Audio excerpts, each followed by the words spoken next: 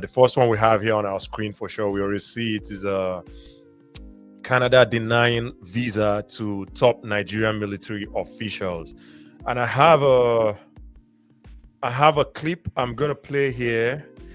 Unfortunately, I don't have the response from the Canadian consulate in Nigeria, but I'm Oh going wow, I to. would have loved to see what the response was. Because if you're Yeah, denying, you're yeah, denying yeah. for a reason, right? I hope I can find it though. I hope I can find it while we're watching the clip. I think the clip is a very short clip, but I hope I can find it while we're watching the clip. Otherwise, I know what exactly they said, and I can just share what they said, Okay. and we go from there. And I'm sorry, I know I do this almost every Sunday, but for some reason I'm always looking like I'm confused. Like I don't know what I'm doing. I don't know. So bear with me, please. I'm going to get to where I want to go to. No I'm trying to go problem. to my inbox now. I can't find my inbox. Isn't that something? Okay, here it is. There we go.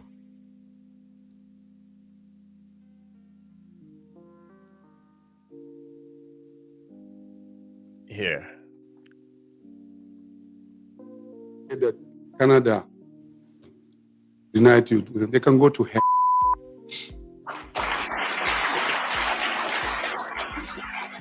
Even though it's painful, it's disrespectful, but we are people, we are strong, and I agree with you. We have to fix our country. We have to do it well. Yes, this disrespect is too much. So, yet is another reason why we work hard to make Nigeria work and be respected. Thank you for the courage to say that Canada denied you. They can go to hell. All right, I think now it's just going on a loop, just like Instagram, videos do. Mm-hmm. However, we know the context of this now, and the Canadian response, I don't have it, and I don't want to waste our time trying to go look for it, right? But pretty much what they said was they deny visas based on different reasons, and they wouldn't share the reason because of privacy and stuff, right? So that was pretty much what the context of their response. But before I say anything, I'm gonna let you tell me what your opinion or your thoughts are on the situation and what Malam Nuhu Ribadu is. I think he's the NSA chairman or director or whatever, right? But before I say anything myself, I'll let you tell me what your thoughts are in the denial of visa and then his response in general. So, first and foremost, right, I believe Canada has the right, right, to deny whoever they feel is not coming to their country for maybe for whatever reason, right, for the best purpose, right. I think the question here is top Nigerian military officials. So these are not just the average citizen. These are like government officials, right? And for the most part, they have I believe they have diplomatic passports, right? If you're a top government official, I believe you have a level of security clearance, that gives you a level of access, right? So if, as an official with a diplomatic passport, and you get denied visa to Canada, there has to be a very, very good reason, right? It wouldn't be, oh, you're coming to stay and not go back. You're coming to like a regular person that would just come and, violate their visa, right? Yeah. For a top government official, if you're coming in for maybe a conference, or you're coming for a forum, whatever it is, right? And if they are denying you, there has to be a very good reason for them to deny you. So we need to know what that reason is, and see, okay, if it makes sense or not, before we can say, oh yeah, Canada, fuck Canada, or they're being racist or whatnot. I would like to know what the reason for the denial is. We know for average citizens, it's partly because of racism, right? Now they'll give you reasons too, right? Even though the reason you might think is not substantial, but it's still a reason, right?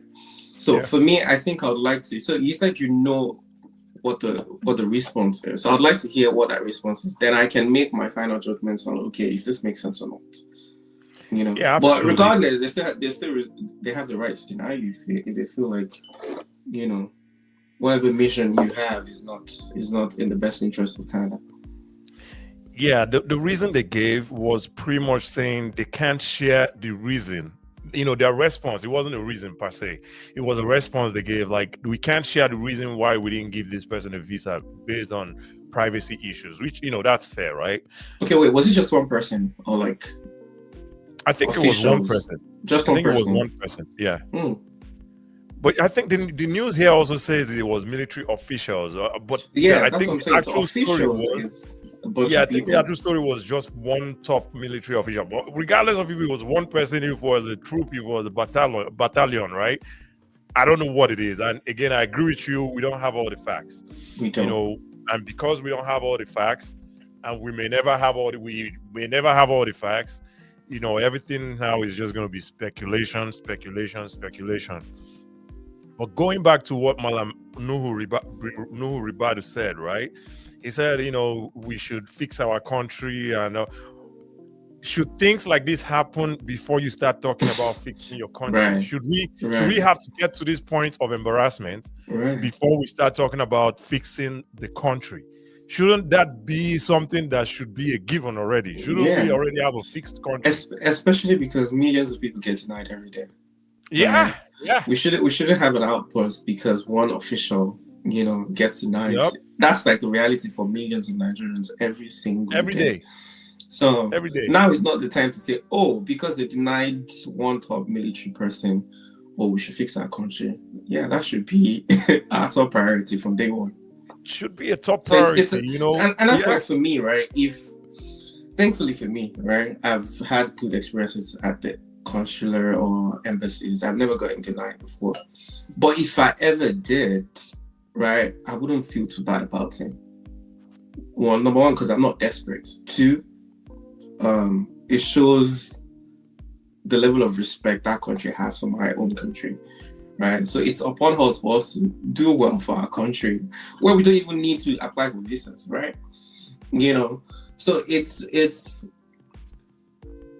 a problem we have as a country, right? And we need to fix it. We shouldn't wait until it happens to like the top officials before we start ringing the alarm and saying stuff like that, So it's a shame, really. That's how I see it, The fact that we're getting to, let's not even go to Canada, right?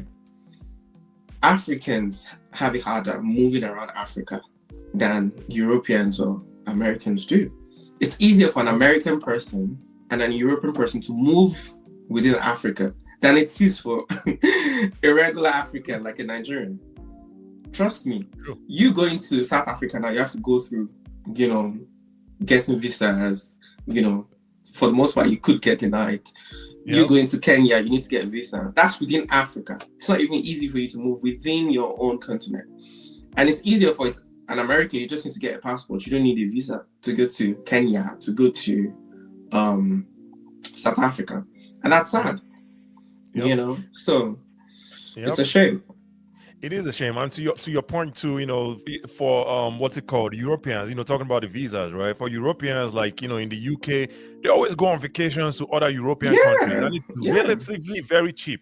You have flights of $20, $30 flights from the UK to a whole different country. I'm talking about a whole different country, bro. You're not very cheap. Forget travel about around. Trains. You don't need visas and stuff. All you need is a train ticket. Yep.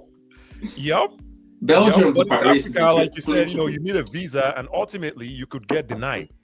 And now you wanting to, because it's a top military official, you want every other person to be riled up and fuck Canada.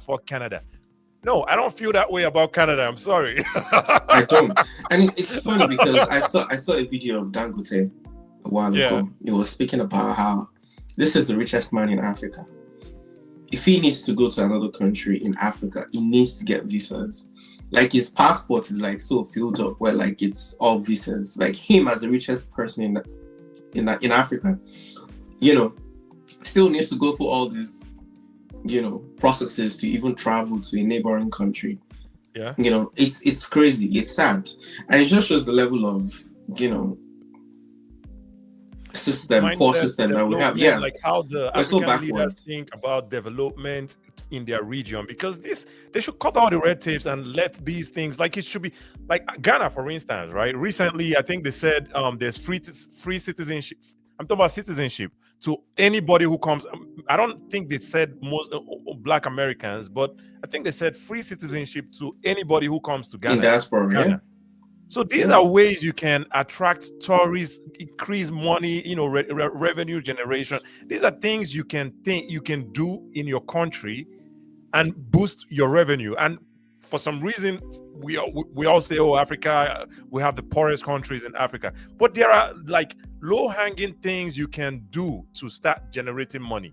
Absolutely. But these guys, for some reason, don't even think about those things. They all think about the oil and oil. It makes me wonder what the African Union really does.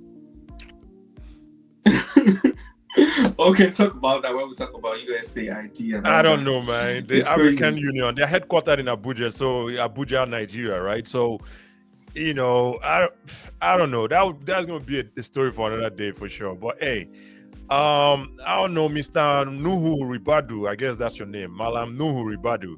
You may feel that way about Canada, but personally, I don't think most Nigerians feel that way. We don't. Because the reality on ground, which, just happened to your friend, maybe your friend, the military official, that's the reality of millions of Nigerians every day. Mm-hmm. And guess what? They have to pay for these visas. It's not free and it's not cheap.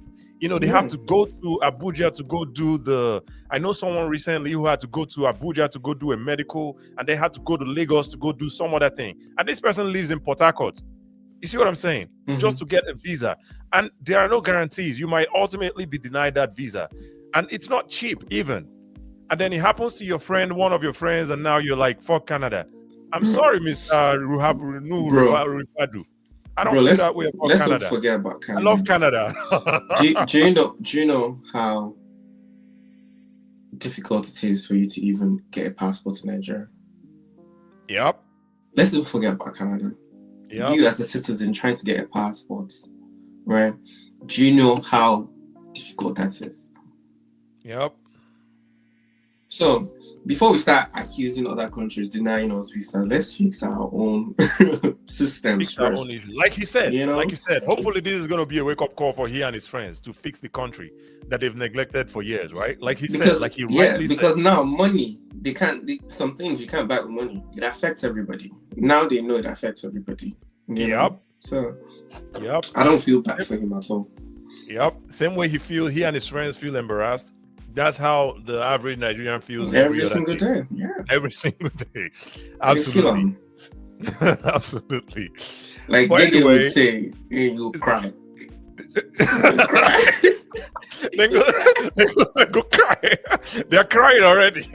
I didn't know you follow that guy. I love that guy. I made a reaction video to one of his many reactions last week. But yeah, Gege, funny guy. Shout out to Gege, man.